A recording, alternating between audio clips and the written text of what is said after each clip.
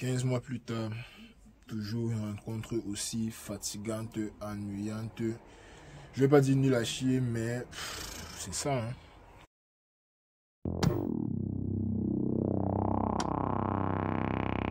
Yo les amis, j'espère que vous allez bien. On se retrouve pour la deuxième journée de Ligue des Champions de la saison. Je vous ai dit qu'on allait sortir le débrief. On va sortir le débrief.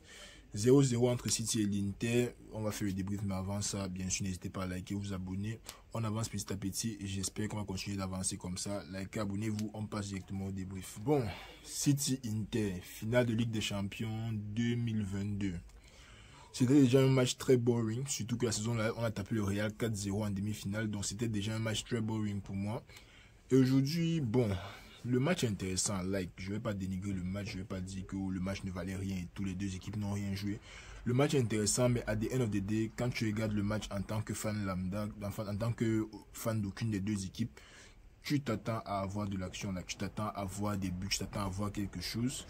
Et encore une fois, bon, avant que je ne continue, désolé pour les bruits derrière, comme d'habitude, je vais continuer de m'excuser jusqu'à ce que j'ai mon local. Mais encore une fois, quand tu regardes ce genre de match, tu t'attends à voir du spectacle, tu t'attends à un 2-2, un 3-0, un 4-0, un truc intéressant, quoi. Et encore une fois, les gars arrivent et rien ne se passe, rien ne se passe. Forcément, dans le jeu, il y aura des occasions. City s'est créé des occasions, Inter s'est créé des occasions. Mais all in all, match décevant, un peu comme d'habitude. Match décevant. Props à l'Inter parce que l'Inter a quand même défendu, mais comme des chiens sauvages. Les gars se sont donnés à 200% pour défendre. Et c'est pratiquement la même chose qu'on voit avec toutes les équipes qui jouent contre City. Sauf que très peu arrivent actuellement à garder le 0-0, très peu arrive actuellement à ne pas encaisser pendant tout le match. On a vu ça même aujourd'hui, il y a eu des moments de flottement, il y a eu des moments là où City a carrément marché sur la tête de l'Inter, mais la bonne défense fait aussi que les rares occasions qu'ils auront, ils n'auront pas la lucidité de marquer. Disons un peu, tu joues contre City, 5e minute tu encaisses, tu es mal parti.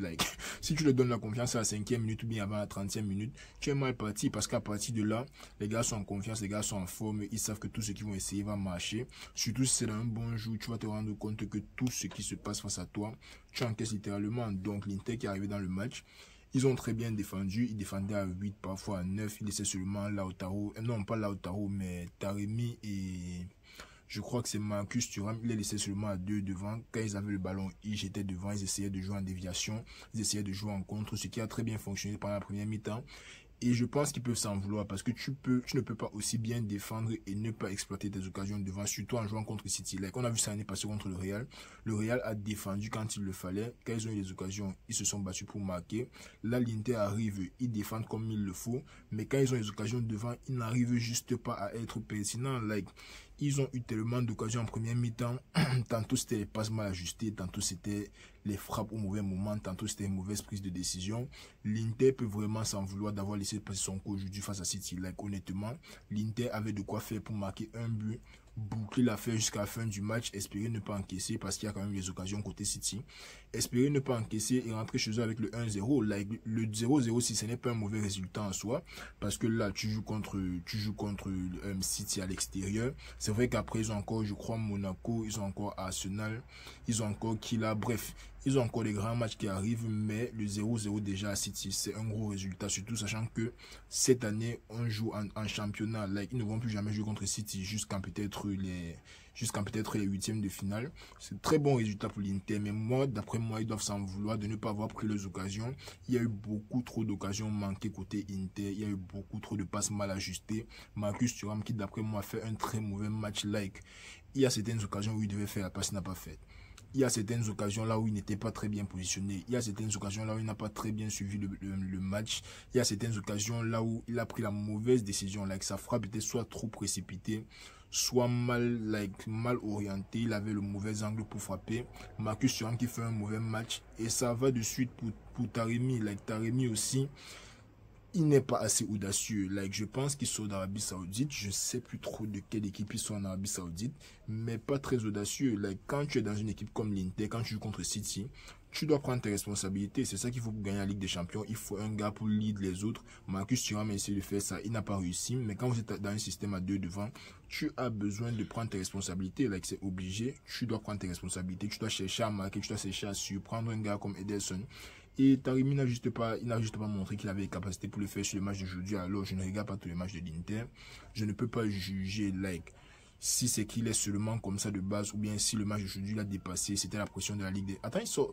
J'ai dit Arabie Saoudite. Est-ce qu'il sort? Il ne sort pas de Porto. Mais bon, bref. Il n'a juste pas montré aujourd'hui qu'il avait les couilles pour jouer ce genre de match. Si moi, j'aurais préféré voir un Lautaro qui est beaucoup plus snappy sur le ballon. Là, j'aurais préféré voir un Lautaro dès le début du match. Il est entré par le match, il a fait ce qu'il pouvait faire. Mais à the end of the day, en deuxième mi-temps, là, c'était la mi-temps de City. En première mi-temps, c'était un peu jeu égal. City qui avait le ballon, l'Inter qui défendait très bien. Mais ils arrivaient quand même à s'en sortir avec les contre-attaques. Deuxième mi-temps, il n'y a pratiquement rien eu. Il y a eu quelques rares ballons encore que l'Inter a toujours fini par rater. Maintenant, côté City, c'est toujours la même chose. Côté City, ils auront le ballon, ça c'est sûr. Ils vont faire tourner le ballon, ça c'est sûr. Ils auront leurs 8 joueurs devant, ou bien c'est 7 ou 8 joueurs devant, ça c'est sûr. Maintenant, quand ils se retrouvent face à un bloc qui non seulement est très bas, ce à quoi ils s'attendent déjà, mais qui défend assez bien, la plupart du temps, il n'y a juste pas le coup de génie là. La plupart du temps, ça vient d'Haaland. On a vu 9 buts en 4 matchs de première ligue, si je ne dis pas de bêtises. Donc 2 ou 3 triplés, ce qui est seulement incroyable. Mais bon, bref, la plupart du temps, le coup de génie de City vient d'Haaland. Et aujourd'hui, ce n'est juste pas venu. Aujourd'hui, Haaland, comme dans la plupart des matchs dans lesquels il tombe sur des très bons défenseurs, il a juste été inexistant. Et c'est normal, c'est normal. Et quand Haaland ne joue pas comme ça, c'est là que les autres joueurs doivent step up pour venir marquer le but qu'il faut là. Maintenant, tu as un Bernardo qui a raté from point blank range. Il a complètement loupé le ballon. Tu as, on l'appelle comment, Phil Foden qui a tiré sur le gardien plus d'une fois. Il y a eu un ballon là où Pavard est parti sur le côté. Il lui a laissé l'axe vide comme ça. Mais le fait que Inter est bien défendu dans la première mi-temps, ça baisse aussi la lucidité des joueurs. Quand ils ont le ballon, quand ils ont un petit espace, ils cherchent à vite frapper. C'est ce que City a fait aujourd'hui et ils ont raté. Il y a eu tellement de ballons là où je pense que City aurait pu mieux exploiter, mais ils ont seulement raté.